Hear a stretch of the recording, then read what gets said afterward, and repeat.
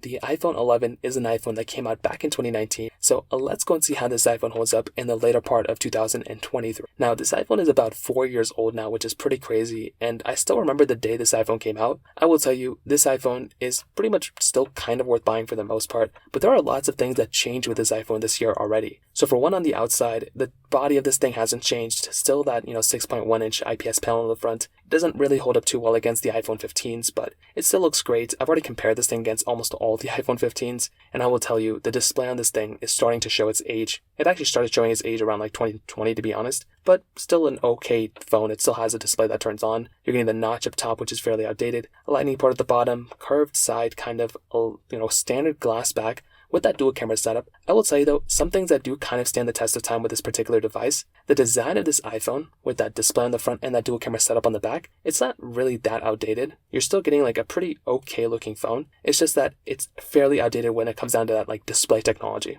So that's like one thing to kind of keep in mind right there. I will tell you, when it comes down to pretty much the camera, still good, wide ultrawide camera, really not that good compared to like the 15 Pro Max or even like the 13 Pro, but still it's okay for the most part. Once again, not that much to complain about. The big changes though this year was probably iOS 17. And the thing with iOS 17 was that last year with iOS 16, the iPhone 11 was pretty much the cutoff point for all of the features within iOS 17. So if you had an iPhone 11, you could probably get all, if not most of the features within iOS 17 on your device. Now that has pretty much changed for the iPhone 12. So this year, the iPhone 11 actually kind of got like a watered down experience of iOS 17, which isn't really the best look for this particular phone. And that basically means that very soon, within the next year or two, this iPhone is no longer going to be supported with software. And this really changes my outlook on this particular device. Because with something like the iPhone 11, this was a phone like a year ago that was still pretty much worth buying. Now, I don't know if this iPhone is like the one I would like jump to and recommend the most amount of people because of that just a little change within iOS 17. That basically means that, like I said,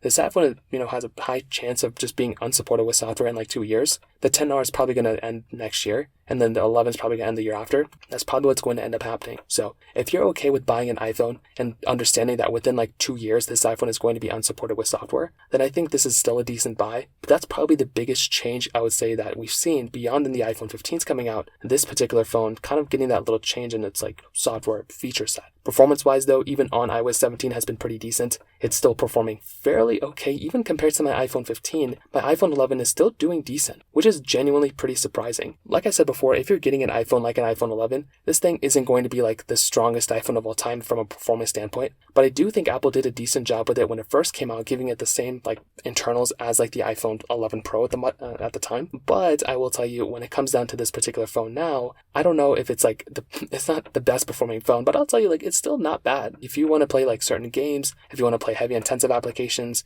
even like video editing, heavy types of workflows, this thing will pretty much be able to handle those specific workflows as well. Like I said, it's not like perfect, but I do think Apple did a decent job with this phone at that specific time. And I'll still say it still holds up fairly well. And from the performance, speed comparison that I did against this one and the iPhone 15, this one did a pretty decent job. So overall, what I'll definitely tell you how this particular iPhone holds up in the later part of 2023. Again, this is still a decent iPhone if you have it, and it's still a decent iPhone to buy, but with the changes within iOS 17 and with this iPhone probably not getting like 2 more years of, like it's probably gonna get 2 more years of software support and that's it. I don't know if this is a device I would look at and recommend people, but I do think this is a device I would look at as if, if you already have it, keep it. But if you're coming from an iPhone 6 or something, then definitely upgrade to this thing. But beyond that, I don't really know if I would recommend this iPhone to the most amount of people, but it's still a very, very good device. I would probably recommend buying something like an iPhone 12 or an iPhone 13 if you want a longer lasting phone, but this is still a pretty decent device when it comes down to it. So that kind of covers it up there. If you have any other thoughts or questions, let me know in the comment section below. Hit the like button, that'll mean so much, but definitely hit that subscribe button. More importantly than everything else, I love every single one of you guys. Hopefully I'll catch you guys in the next video.